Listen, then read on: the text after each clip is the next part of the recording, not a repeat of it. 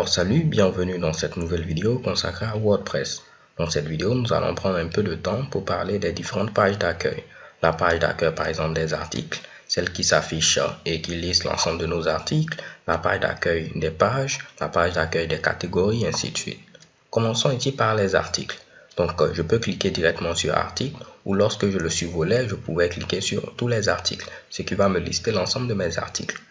Comme vous pouvez le voir à ce niveau-là, j'ai plusieurs en-têtes. J'ai par exemple titre, j'ai auteur, j'ai catégorie, étiquette. Ici pour symboliser les commentaires. Par exemple ici on a un commentaire sur cet article, mais 0 commentaire à ce niveau. Et la date de création de notre fameux article. Là, si vous ne voulez pas par exemple afficher ici les mots-clés ou les tags, donc j'ai mis à jour ici notre version de WordPress. Lorsque j'étais sur la page d'accueil à ce niveau, on m'avait indiqué qu'une nouvelle version de WordPress était disponible. Est-ce que je souhaitais ici mettre à jour ma version actuelle de WordPress? J'ai tout simplement cliqué sur mettre à jour et automatiquement j'ai eu maintenant la dernière version en date et c'est à ce niveau là la version 4.2.2. ok, donc c'est vraiment très simple de mettre à jour votre version de WordPress. Vous serez notifié au niveau du tableau de bord et libre à vous ou non de pouvoir choisir de mettre à jour votre fameuse version de WordPress. Donc là, pas de souci, je vais revenir rapidement au niveau du tableau de bord et revenir au niveau ici de ma page d'accueil qui liste l'ensemble de mes articles. Donc si je ne veux pas afficher les mots-clés, donc les étiquettes, je peux venir au niveau de options de l'écran et décocher étiquettes. Automatiquement, ces derniers ne vont pas s'afficher. Je ne veux plus afficher ici les commentaires. Également, vous voyez que ces derniers disparaissent. Ok, donc là, pas de souci, je vais tout afficher et normalement, je reviens au résultat précédent. Vous avez un autre type d'affichage, si je clique à ce niveau-là, qui vous permet de mettre le titre, mais également avec un petit extrait de votre article, donc le début de l'article. Si vous souhaitez avoir cet affichage, libre à vous de cliquer à ce niveau ou de cliquer ici pour avoir l'autre affichage sans extrait de l'article. Si votre article a un format, donc comme on l'avait vu, les formats d'articles, images, vidéos, ainsi de suite, le format sera symbolisé à ce niveau-là. Au niveau de bonjour tout le monde, on avait donné un format image. Si je clique sur modifier à ce niveau, je vais tenter de descendre. Vous voyez, on avait pris un format image. Si par contre je reviens ici, je prends un format vidéo, je clique sur mettre à jour, vous allez voir que sur la page d'index, la page d'accueil de mes fameux articles, le format va changer, donc l'icône va changer. Et vous voyez maintenant, c'est ici vidéo. Ok, on a la possibilité de pouvoir voir tous les articles publiés. Donc à ce niveau, nos deux articles ont été publiés. Mais s'il y avait un article qui est par exemple toujours un brouillon, il ne sera pas au niveau de publier. De même, si vous mettez un article au niveau de la corbeille, je vais faire par exemple mettre à la corbeille, vous aurez à ce niveau-là un autre lien qui sera présent ici corbeille pour voir les articles qui ont été mis au niveau de la corbeille. Je vais cliquer sur rétablir, ce qui va me permettre de remettre mon article au niveau ici des articles qui ont été publiés. Donc je reviens au niveau ici de publier et chez Kebam, j'ai ce résultat. Vous avez la possibilité d'effectuer des actions sur un seul article ou effectuer des actions groupées, donc qui s'appliquent à plusieurs articles.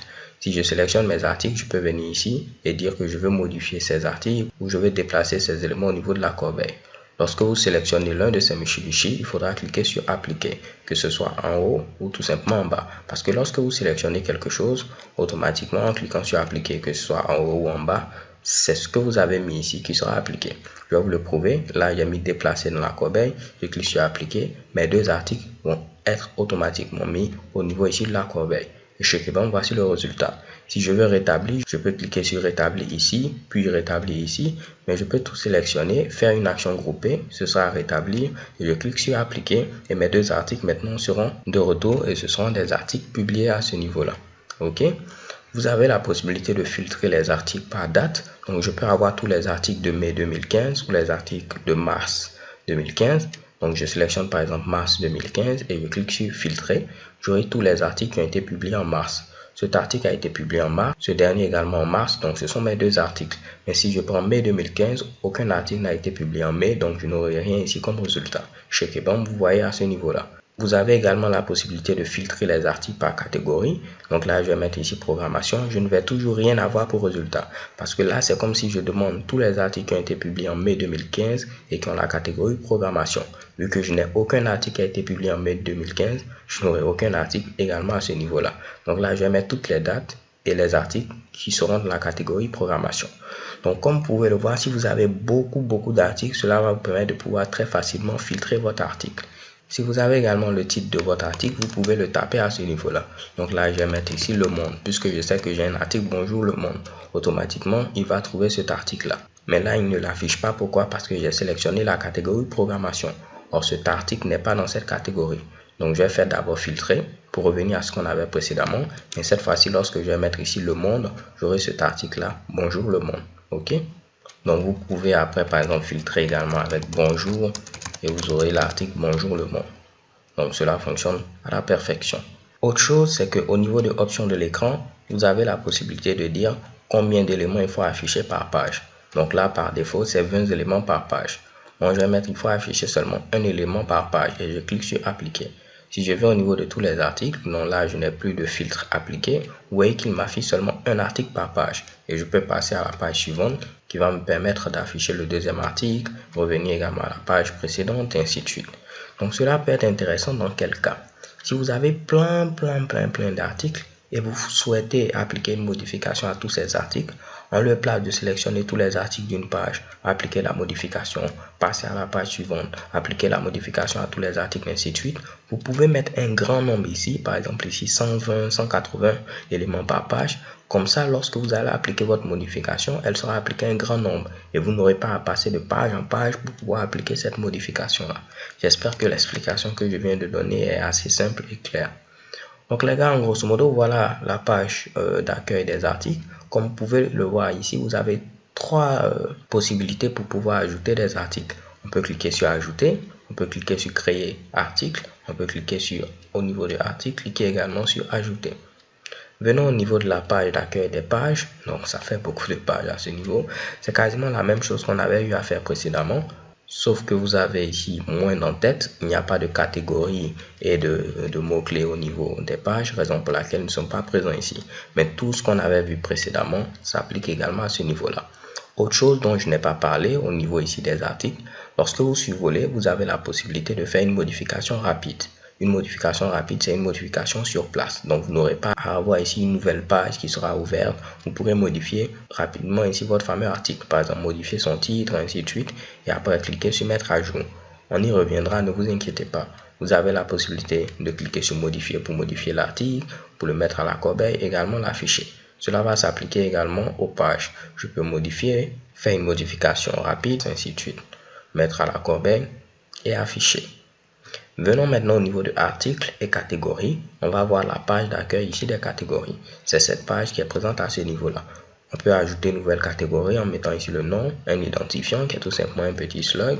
Comme vous pouvez le voir, c'est la version normalisée du nom. Il ne contient généralement que des lettres minuscules non accentuées, des chiffres et des traits d'union. On peut sélectionner la catégorie parent de notre fameuse catégorie qu'on souhaite ajouter et donner une petite description. Donc en fonction ici à ce niveau-là du thème que vous utilisez, la description peut être également affichée. Ok? Si je tente de remonter, là on a le nom de notre fameuse catégorie, la description, l'identifiant et ici c'est le nombre d'articles qui font partie de cette catégorie-là. Donc c'est vraiment très intéressant. C'est-à-dire que si je sélectionne la catégorie actualité, il va me rediriger au niveau ici de la page qui liste l'ensemble de mes articles, mais il va les filtrer par catégorie. Ok? Et vous voyez que la catégorie qu'il a choisie ici, c'est la catégorie actualité.